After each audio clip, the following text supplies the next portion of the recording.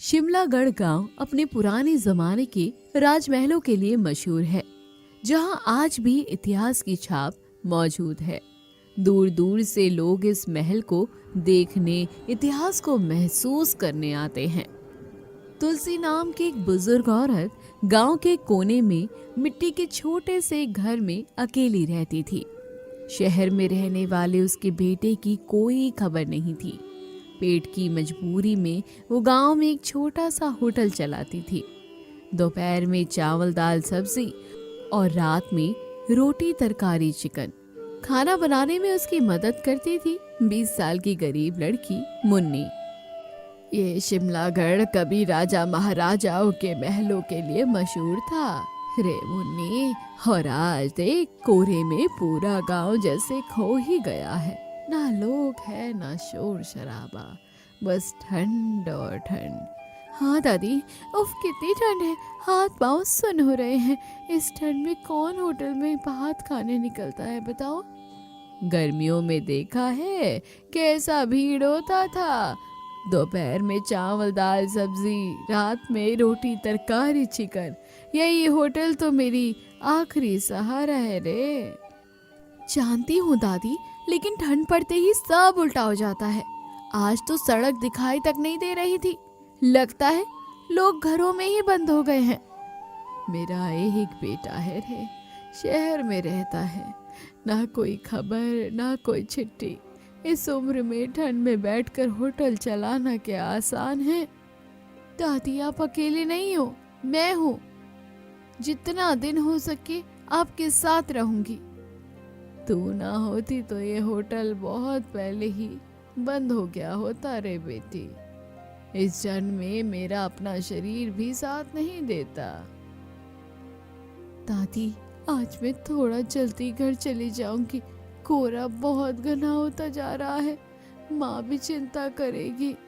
हाँ रे जा, इस ठंड में बाहर रहना ठीक नहीं। भगवान जाने कल सूरज निकलेगा भी कि नहीं। अगर कल कोई आया तो हम फिर खाना बनाएंगे। ये होटल बंद नहीं होने देंगे दादी। कोहरे चाहे जितना भी घना हो, इस होटल को तो मुझे चलाना ही होगा। तुलसी के घर के पीछे ही राजा के जमाने का एक छोटा सा बाग बाड़ी यानी कि गार्डन हाउस था।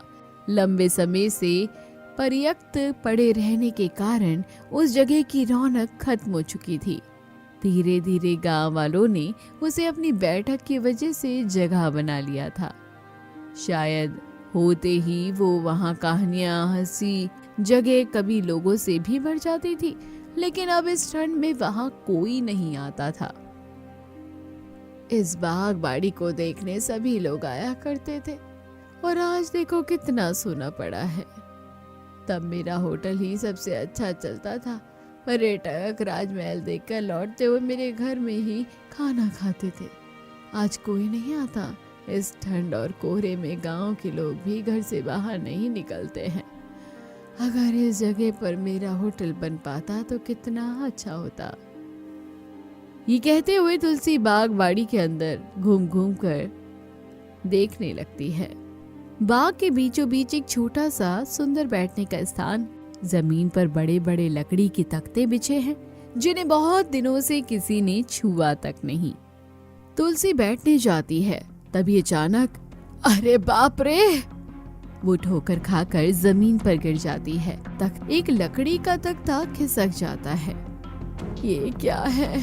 लकड़ी को हटाकर वो देखती है। ये क्या सीढ़ियां? क्या जमीन के नीचे कोई कमरा है? तुलसी हैरानी से सीढ़ियों की ओर देखती रहती है।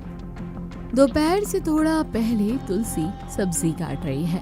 बाहर कोहरा हल्का है, लेकिन ठंड भी अभी कड़क है। थोड़ी देर बाद मुन्नी होटल में दाखिल होती है। जानती है मुन्नी, आज सुबह मैंने एक अजीब चीज देखी। क्या चीज दादी? तुम्हारा चेहरा देखकर तो कुछ अच्छा नहीं लग रहा। उस बागबाड़ी में जमीन के नीचे एक सुरंग है। मुझे तो लगा नीचे कमरे भी हो सकते हैं। सच में? अरे वाह, फिर तो कमाल की बात है। कमाल किस बात का? अगर जमीन के नीचे कुछ और हुआ तो डर लगता है रे बाबा। वो तो राजा के जमाने की जगह है। तुम डरो मत दादी, जरा सोचो, अगर हम वहाँ जमीन के नीचे एक होटल खोल सके, कितना नया और अलग होगा ना। नहीं नहीं रे, ऐसी जगहों पे पढ़ना ठीक नहीं। क्या है कौन जाने। मैं आज ही अपने दादा से जाकर बात करूंगी। हम एक बार अपनी आंखों से देख कर आएंगे, फिर जो होगा देखा जाएगा। जो कर सके कर। अब तो मैं भी नहीं समझ पाती रे, इस होटल को चलाकर और कितने दिन चलेगा कौन जाने। तुम चिंता मत करो दादी, सब ठीक हो जाएगा। लो बहुत बड़ी हो गई है, जल्दी करो, दोपहर का खाना बनाना है। मुन्नी, उसका दादा शिवम और तुलसी पुराने बाग बाड़ी में दाखिल होते हैं। यही है, यही सीढ़ी जिसके बारे में मैं बता रही थी दादाजी। चलो सावधानी से नीचे उतरते हैं, देखते हैं जमीन के नीचे असल में क्या है। तीनों सीढ़ियों से नीचे उतरते हैं। जमीन के नीचे उतरते ही एक विशाल लंबा हॉल दिखाई देता है। चारों ओर धूल जमी हुई है, लेकिन उसकी बनावट अब भी मजबूत और सुंदर है। वाह, कितनी सुंदर जगह है और कितनी गर्म। बाहर इतनी ठंड है, लेकिन यहाँ उसका एहसास नहीं हो रहा। आह, कितनी गर्म जगह है, बिल्कुल भी नहीं लग रहा कि सर्दी का मौसम है। हाँ दादी, लगता है जैसे किसी ने हीटर लगा दिया हो। शिवम पीछे की ओर एक दरवाजा देखता है। पीछे एक दरवाजा है। वो दरवाजा खोलता है। दरवाजा खुलते ही दिखाई देता है सीधा एक खेती के मैदान में निकलने का रास्ता। देखो, यहाँ से तो सीधे खेत में निकला जा सकता है। लगता है ये पुराने जमाने के राजाओं का आराम करने का स्थान रहा होगा। अगर तुम इस जगह पर अपना होटल खोलो तो? मैं तुम्हारे साथ रहूंगी दादी। हमारे गांव में ये बिल्कुल नई चीज होगी। यहाँ बहुत सारे पर्यटक आएंगे। लेकिन बेटा, ये तो सरकारी जमीन है, क्या ऐसे ही होटल खोला जा सकता है? पुलिस से लेकर हर तरह की परमिशन मैं ले आऊंगा, सब मेरी पहचान के हैं। बस होटल के मुनाफे का 20% मुझे दे देना, इतना ही। भगवान चाहे तो सब ठीक होगा। मैं तो चाहती हूँ कि सारा होटल जितनी जल्दी हो सके खुल जाए। उफ, मुझे कितनी खुशी हो रही है। तीनों हॉल की ओर देखते हुए खड़े रहते हैं, आंखों में नए सपने लिए।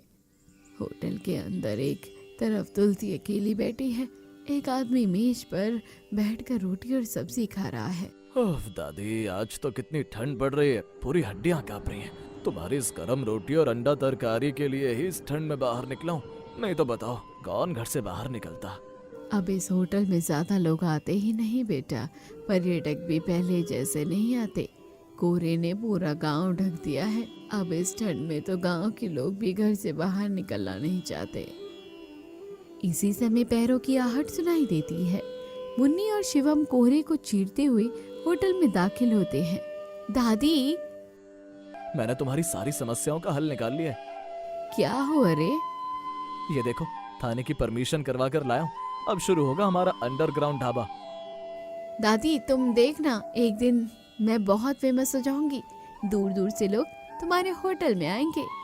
तुम लोग ही तो हो हर वक्त मेरे साथ, नहीं तो इस उम्र में मैं क्या करती बताओ। देखते हैं, भगवान जो चाहेगा वही होगा।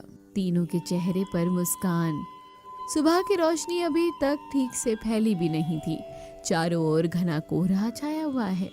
बागबाड़ी के आसपास सन्नाटा था। बस कहीं दूर किसी पक्षी के पंख फड़फड़ाने की आवाज आ रही थी। हाथों में सामान लिए तुलसी, मुन्नी और शिवम तीनों धीरे धीरे सीढ़ियों से नीचे उतर रहे थे।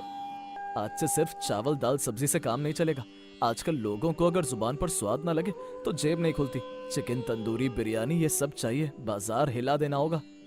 हाँ रे, ये तो समझ रही हूँ। लगता है भगवान ने खुद हमारी तरफ नजर उठा ली है। इतने दिनों तकलीफ के बाद शायद अब अच्छे दिन आए। लेकिन एक बात ही है, क्या मैं अब इतनी बिरयानी, कढ़ाई, तंदूरी भी बना पाऊंगी?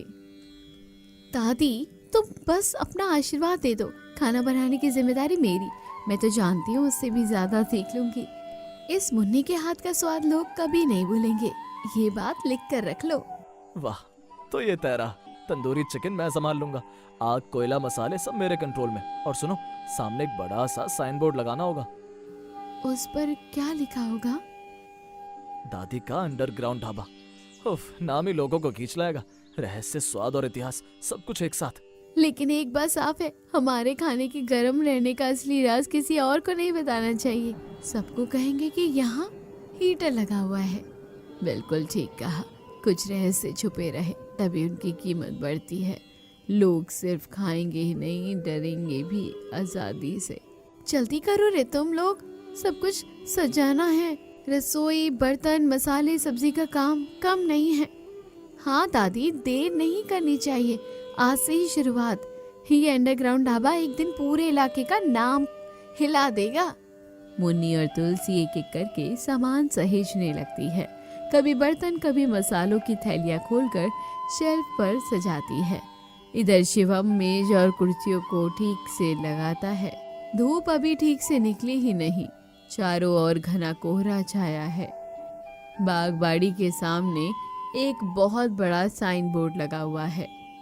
शिवम सुरंग के मुंह पर खड़ा है। ये ठंड अब बर्दाश्त नहीं हो रही भाई, कोहरा तो जैसे छट ही नहीं रहा। दोपहर हो गई फिर भी लग रहा है जैसे सुबह के 9 बज रहे हैं। इस ठंड में तो बदन जम सा गया है और शाम होते ही घर से बाहर निकलना ही मुश्किल हो जाता है। कोई काम ढंग से हो ही नहीं पा रहा है। अरे देख वहाँ क्या लिखा है, दादी का अंडरग्राउंड ढाबा। अंडरग्राउंड ढाबा मतलब क्या? इस राजाओं की बागबाड़ी में जमीन के नीचे भी कोई ढाबा है क्या? चलना रे, चलकर देखते हैं कि असल में वहाँ है क्या। हमारे गांव में नया ढाबा, मामला काफी मजेदार लग रहा है भाई। चल चल ऐसी चीज ना देखी तो बाद में पछताना पड़ेगा। अरे ये तो तुलसी दादी है। क्या दादी, आपने तो जमीन के नीचे ढाबा खोल लिया है। वाह भाई, बहुत बढ़िया किया। हमारे गांव में भी कुछ नया तो हुआ। हाँ बेटा, इस ठंड में मेरे होटल में कोई आता ही नहीं था। दिनों दिन बैठी रहती थी, हांडी चढ़ी रहती थी, लेकिन ये ग्राहक कभी नहीं आए। इसलिए सोचा ऊपर ना सही तो जमीन के नीचे ही ढाबा खोलूं। कैसा रहता है, डर तो लगता है। इस उम्र में कुछ नया शुरुआत करना आसान थोड़ी ना है। लेकिन मुन्नी और शिवम, इन दोनों ने मुझे इतना हौसला दिया। बोले दादी आप कर सकती हो, तो फिर क्या मैं भरोसा करके उतर गई।